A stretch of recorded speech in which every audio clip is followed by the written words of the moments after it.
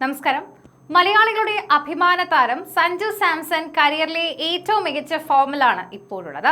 Indian ടീമിനോടൊപ്പമുള്ള T20 ലോകകപ്പിലെ ഹീറോയിസത്തിന് ശേഷം IPL-ൽ Chennai super കിങ്സിന്റെ കുപ്പായത്തിലും അദ്ദേഹം മിന്നിക്കുകയാണ്. ടീമിന്റെ കുതിപ്പിൽ വലിയ റോൾ തന്നെയാണ് സഞ്ജുവിന്റെ പക്കലുള്ളത് എന്ന് പറയാം. ദീർഘകാലമായി IPL-ന്റെ ഭാഗമായതിനാൽ തന്നെ ലോക ക്രിക്കറ്റിലെ വമ്പൻ ബൗളർമാരെയെല്ലാം നേരിടാൻ അദ്ദേഹത്തിന് അവസരവും ലഭിച്ചിട്ടുണ്ട്.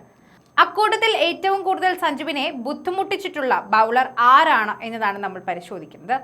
മുമ്പ് അദ്ദേഹം ഇതേക്കുറിച്ച് തുറന്നു പറയുകയും ചെയ്തിട്ടുണ്ട്. ഈ ബൗളർ ആരാണെന്നും നമ്മൾ അറിയേണ്ടതുണ്ട്.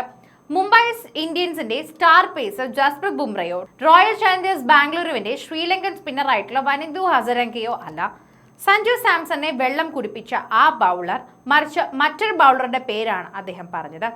അത് മറ്റാരുമല്ല, കൊൽക്കത്ത നൈറ്റ് റൈഡേഴ്സിന്റെ എവർഗ്രീൻ താരവും വെസ്റ്റ് ഇൻഡീസ് സ്പിൻ ബൗളിംഗ് ഓൾറൗണ്ടറുമായ സുനിൽ നരേനാണ്.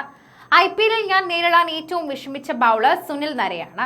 IPL-ൽ എനിക്ക് അദ്ദേഹത്തിനെതിരെ നന്നായി കളിക്കാൻ കഴിഞ്ഞുവെങ്കിലും നേരിടാൻ ബുദ്ധിമുട്ടായിരുന്നു. നരയൻ കിടിലൻ ബൗളറാണ് എന്നായിരുന്നു ഒരു അഭിമുഖത്തിൽ സഞ്ജുവിന്റെ വാക്കുകൾ. IPL-ലെ ഇതുവരെയുള്ള കണക്കുകൂട്ടലുകൾ എടുത്തു നോക്കിയാൽ, അല്ലെങ്കിൽ കണക്കുകൾ എടുത്തു നോക്കിയാൽ, സൂചനകൾ എടുത്തു നോക്കിയാൽ സുനിൽ നരയൻ അത്ര മികച്ച റെക്കോർഡല്ല സഞ്ജു സാംസന്റേത്. നരയന്റെ മിസ്റ്ററി സ്പിന്നിനെ മനസ്സിലാക്കാൻ അദ്ദേഹം പലപ്പോഴും ബുദ്ധിമുട്ടുകയും ചെയ്തിട്ടുണ്ട്. ഇത് മലയാളി താരത്തിന്റെ സ്ട്രൈക്ക് റേറ്റിനെയും ബാധിക്കുകയും ചെയ്തിട്ടുണ്ട്. ഇതിനകം തന്നെ നരയനെതിരെ 89 ബോളുകളാണ് സഞ്ജു നേരിട്ടത്. ഇവയിൽ നിന്നും 78.65 എന്ന മോശം സ്ട്രൈക്ക് റേറ്റ് ആണ് നേരിട്ടത്. 70 റൺസ് മാത്രമാണ് നേടാനായതും.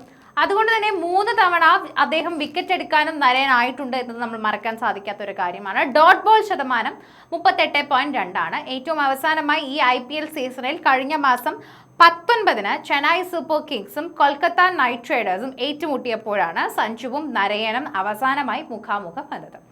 ഈ കളിയിൽ നരയനെതിരെ വമ്പൻ ഷോട്ടുകൾ കളിക്കാൻ അദ്ദേഹം ബുദ്ധിമുട്ടുകയും ചെയ്തിരുന്നു. രാജസ്ഥാൻ റോയൽസ് വിട്ട് ഈ IPL സീസണിൽ ചെന്നൈ സൂപ്പർ കിങ്സിലേക്ക് ചേക്കേറിയ ശേഷം മിന്നുന്ന പ്രകടനം തന്നെയാണ് സഞ്ജു കാഴ്ചവെച്ചത്. സഞ്ജു ഇങ്ങനെ കാഴ്ചവെച്ചുകൊണ്ടിരിക്കുന്ന പ്രകടനത്തെക്കുറിച്ച് എല്ലാവരും വിശദാംശങ്ങൾ സംസാരിക്കുന്നുണ്ട്.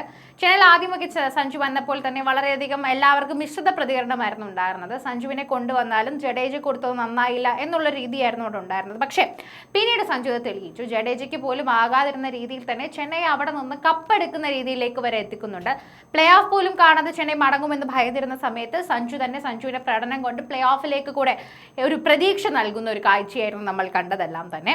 ടീമിന്റെ ടോപ്പ് സ്കോറർ മാത്രമല്ല, ഓറഞ്ച് ക്യാപ്പിനായുള്ള റേസിൽ അദ്ദേഹം 6ാമതുണ്ട്. 10 മത്സരങ്ങളിൽ നിന്നും 57.42 എന്ന് വളരെ മികച്ച ശരാശരിയിൽ 402 റൺസാണ് സഞ്ജുവിന്റെ സമ്പാദ്യം. 167.5 സ്ട്രൈക്ക് റേറ്റോടെയാണിത്. 2 സെഞ്ചുറികളും ഒരു 50+ സ്കോറും ഇതിൽ ഉൾപ്പെടുത്തും.